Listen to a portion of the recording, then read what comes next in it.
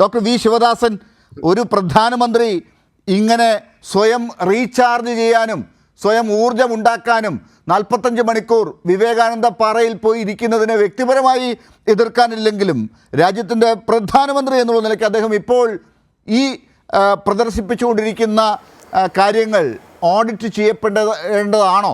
അതിനകത്ത് എന്താണ് രാജ്യത്തിന് കിട്ടേണ്ട ഉത്തരം?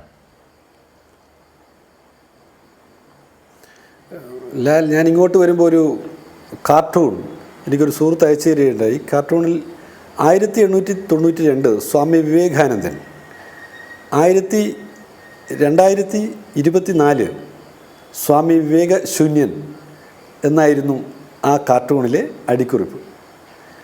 വിവേകാനന്ദൻ തനിക്ക് ഭിക്ഷയായി കിട്ടിയ റൊട്ടി അതിൻ്റെ കടുപ്പം കൊണ്ട് തനിക്ക് കടിച്ചപ്പോൾ മോണയിൽ നിന്ന് ചോര വന്നിരുന്നു എന്ന് എഴുതിയ ഒരു സന്യാസിയാണ് അദ്ദേഹം.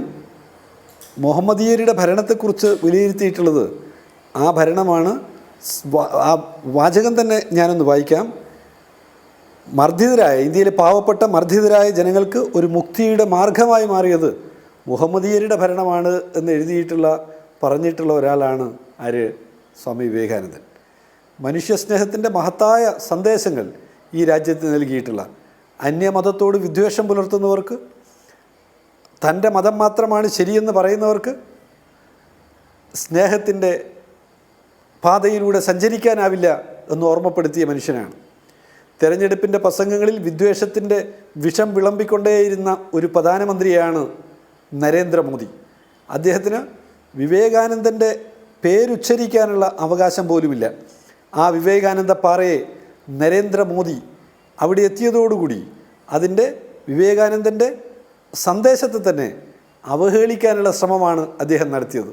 വാക്കുകളിലൂടെ ഗാന്ധിയെ ആക്ഷേപിച്ച ആ നരേന്ദ്രമോദി പ്രവൃത്തിയിലൂടെ വിവേകാനന്ദനെ അവഹേളിച്ചിരിക്കുകയാണ്.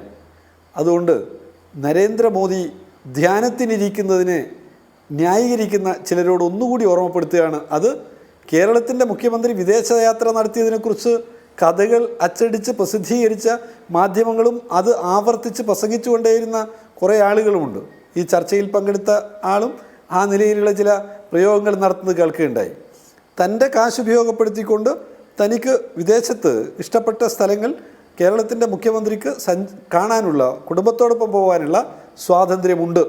അതിൽ യാതൊരു സംശയവും ആർക്കും വേണ്ടതില്ല. പക്ഷേ ഇന്ത്യയുടെ പ്രധാനമന്ത്രി ചെയ്തെന്താ? ഈ രാജ്യത്തിൻ്റെ സ്വത്ത്, ഖജനാവ് കൊള്ളയടിക്കുന്ന നിലയിൽ വിദേശയാത്ര നടത്തുകയായിരുന്നു.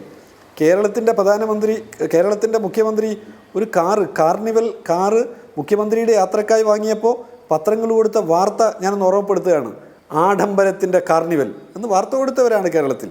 എന്നാൽ പ്രധാനമന്ത്രി ബെൻസ് കാറിൽ, വില കൂടിയ ബെൻസ് കാറിൽ അദ്ദേഹം റിപ്പബ്ലിക് ദിന പരേഡിലേക്ക് വന്നപ്പോൾ മോദിയുടെ മാസ് എൻട്രി എന്നെഴുതിയവരും പ്രസംഗിച്ചവരുമാണ്. ഇത് രണ്ട് വീക്ഷണമുള്ള പത്രങ്ങൾ, രണ്ട് വീക്ഷണമുള്ള വെച്ചാൽ കേരളത്തിൻ്റെ മുഖ്യമന്ത്രി ചെയ്യുന്നതെല്ലാം മോശമാണ് എന്ന് ആവർത്തിച്ച് സ്ഥാപിക്കുന്നതിന് വേണ്ടി ശ്രമിക്കുന്ന ഒരു കൂട്ടർ, പ്രധാനമന്ത്രിയെ പുകഴ്ത്തുക എന്ന പണി നിരന്തരം ചെയ്തുകൊണ്ടിരിക്കുന്ന കൂലി എഴുത്തുകാർ, കൂലി പ്രസംഗികരായിട്ടുള്ള ഒരു കൂട്ടർ, ഇത് രണ്ടും നമ്മളെ കൂട്ടത്തിൽ കണ്ടുകൊണ്ടിരിക്കുകയാണ്. ഈ പ്രധാനമന്ത്രിയുടെ ധ്യാനത്തിന് വേണ്ടിയുള്ള ചിലവത്രയാണ് 5000-ഓളം പോലീസുകാരെയാണ് അത്രേ വിന്യസിച്ചിരിക്കുന്നത്. ആ റൊട്ടി തിന്നപ്പോൾ, ഉണങ്ങിയ റൊട്ടി കടിച്ചപ്പോൾ മോണയിൽ നിന്ന് ചോര വന്നു എന്നെഴുതിയ മഹാനായ വിവേകാനന്ദൻ്റെ ആ ഓർമ്മകൾ ഉള്ള ഇടത്തേക്ക് പോകുമ്പോൾ 5000-ഓളം പോലീസുകാർ അവർ ചുറ്റിലും ഇരുന്നിട്ട് മോദി ധ്യാനിക്കുകയാണ്. നമ്മുടെ വ്യോമസേനയുടെ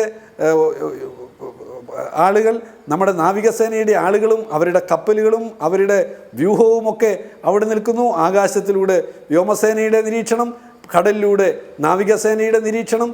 ഏകദേശം 200-250 കോടി രൂപയാണത്രേ ധ്യാനത്തിന് വേണ്ടി വരാനിരിക്കുന്ന ചിലവെന്ന് പറയുന്നത്. ഒരു ഹെലികോപ്റ്ററിൽ ഡൽഹിയിൽ നിന്നൊരു രോഗിയെ കൊച്ചിയിൽ എത്തിക്കണമെങ്കിൽ വേണ്ടി വരുന്ന ചിലവത്രയാണെന്ന് നമുക്കറിയാലോ. എത്ര ഹെലികോപ്റ്ററുകളാണ് ഈ പ്രധാനമന്ത്രിക്ക് വേണ്ടി അവിടെ വട്ടമിട്ട് പറക്കുന്നത്? എത്ര കപ്പലുകളാണ്, എത്ര ബോട്ടുകളാണ് ആ വിവേകാനന്ദ പാറയുടെയും പരിസരത്തും ഒക്കെ ആയിട്ട് നിരന്ന് നിൽക്കുന്നത്? അതിനിടയിൽ ഒരു ധ്യാനം. ഫോട്ടോഷൂട്ടുകൾ ഇങ്ങനെ പത്രങ്ങൾക്ക് അയച്ചു കൊടുക്കുകയാണ്. ഫോട്ടോഷൂട്ടുകൾ എടുത്ത് പത്രങ്ങൾക്ക് അയച്ചു കൊടുക്കുന്ന അപൂർവമായ ഒരു ധ്യാനമാണ് നാം കണ്ടുകൊണ്ടിരിക്കുന്നത്. 48 മണിക്കൂറുകളാണ്, എത്രയോ സമയമാവട്ടെ ധ്യാനം എന്നുള്ളത്. തെരഞ്ഞെടുപ്പിൻ്റെ തൊട്ട് തലേ ദിവസം നിശബ്ദ പ്രചരണത്തിൻ്റെ ദിവസം വിവേകാനന്ദ പാറയിലേക്ക് വന്നിട്ട് ധ്യാനമിരുന്നാൽ വോട്ട് കിട്ടുമോ എന്നുള്ള അന്വേഷണമാണ് നമ്മളവിടെ കണ്ടിട്ടുള്ളത്.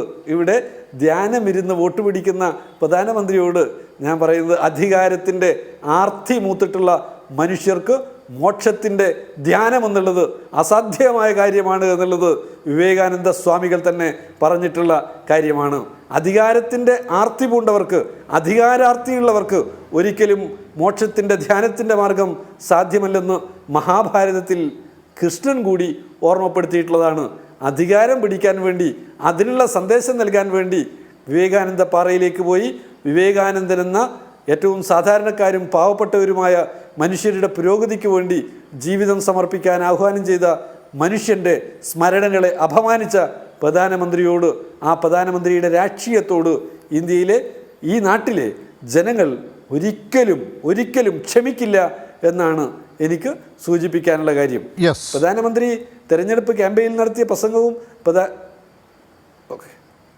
ഡോക്ടർ ശിവദാസൻ, ഞാൻ പ്രധാനമന്ത്രി തെരഞ്ഞെടുപ്പ് ക്യാമ്പയിനിൽ ആയിക്കോളൂ. ഓക്കെ